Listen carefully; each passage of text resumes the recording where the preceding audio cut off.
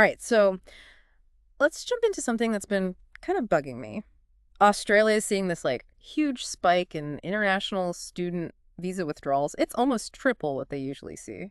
Yes. You'd think maybe studying in Australia just isn't cool anymore. Right. But we did a little deep dive here based on an article from Times Higher Education, and it seems like there's way more to this story. Oh, yeah, definitely. It's more complicated than just looking at the numbers. It's about how visa rules, student choices, and even like where students can live in Australia are all tied together. Yeah, and when you think about the actual numbers, it's kind of crazy going from something like 5,000 withdrawals a few years ago to over 15,000 in 2024. That's a big jump. Oh, And yeah. it's not just folks going to university, it's heading vocational programs too. And that's why it's important to see the bigger picture. Australia's been trying to like tighten up its policies, control how many international students come in. And the processing times for visas have just ballooned like 3 months for university visa. And for vocational courses, you're looking at double that 6 months. Wow, so some people might be giving up before they even start just because of those long waits and stricter rules. I wouldn't blame them. Imagine waiting for 6 months only to get rejected. That's got to be discouraging, especially when other countries might be easier to get into. Right, that makes total sense. But there's also this idea of tactical withdrawals that the article mentions. What's that all about? So basically, getting a visa refusal can actually hurt your chances of getting a visa in the future. So some students, if they think their application isn't very strong, they might just withdraw it themselves before they even get rejected. Oh, so it's like a preemptive strike. Exactly. It's like protecting their future chances. Yeah, I see. I see. But I'm curious how this whole thing affects the universities themselves. Oh, that's an interesting connection. See, those global university rankings that everyone talks about, those actually take visa refusal rates into account. So if a university has a lot of rejections, it can make them look less attractive to international students. Which, of course, hurts their recruiting. For sure. Yeah. And it makes you wonder, how much power do these universities actually have? Can they fight for their applicants? Do they need to change their admission standards to avoid so many rejections? It's a tangled web. Yeah, they're in a tough spot. Mm. Okay, so we've got stricter policies, these crazy long wait times, and students making strategic decisions. But here's where things get really interesting. While Australia is trying to limit international students, they're also spending a ton of money building new places for them to live what gives. It does seem kind of contradictory, huh? Yeah. Well, the numbers are pretty clear. Almost 10,000 new student rooms got approved recently. And get this, there are over 35,000 more in the works. So on the one hand, they're saying we need to control how many international students come in, but then they're building all this housing specifically for them. It's a strange situation, right? But maybe it shows a change in their strategy. Like they're admitting that international students are important for Australia's economy and their education system. Right, but they want to manage things a little better. Maybe by having separate housing options to free up the private rental market, because I know that's a big concern for a lot of Australians. Absolutely. Hmm. It's all about finding ways to make sure international students fit in better with the people who already live there. And that's where purpose-built student accommodation comes in. PBSA. It's like dorms, but designed specifically for students, often close to campus, and with lots of amenities and support services. So instead of fighting over apartments with locals, students have their own designated spots. That could definitely ease some tension. You could.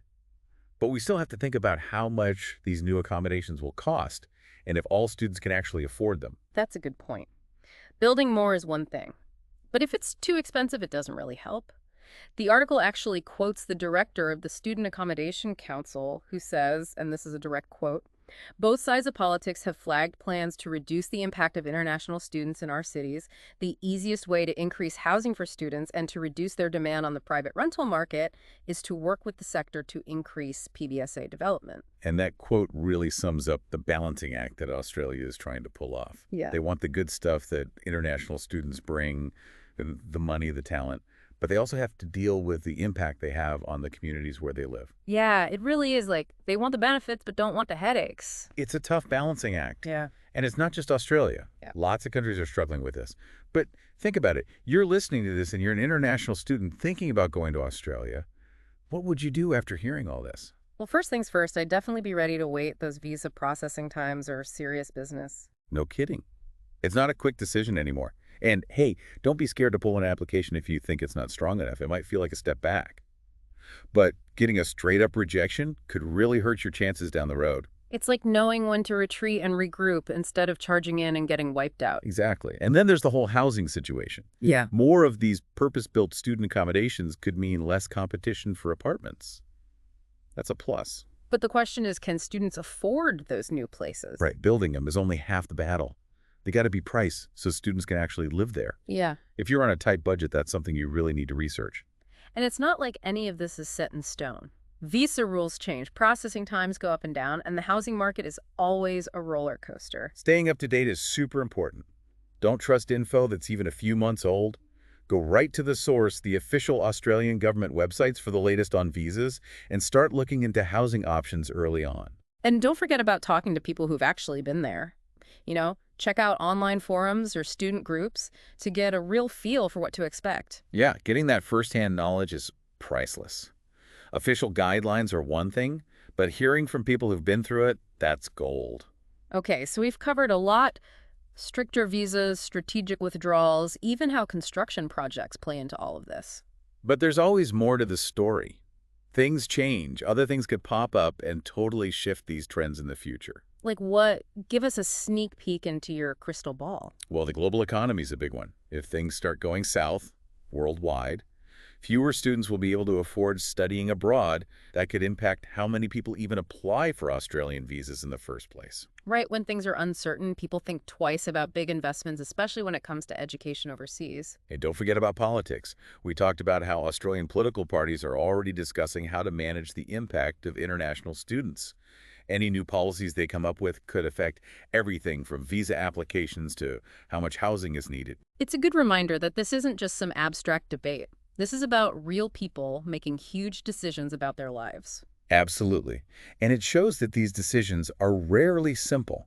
They're influenced by a ton of different factors: visa rules, housing, global economics, and even what's happening in politics.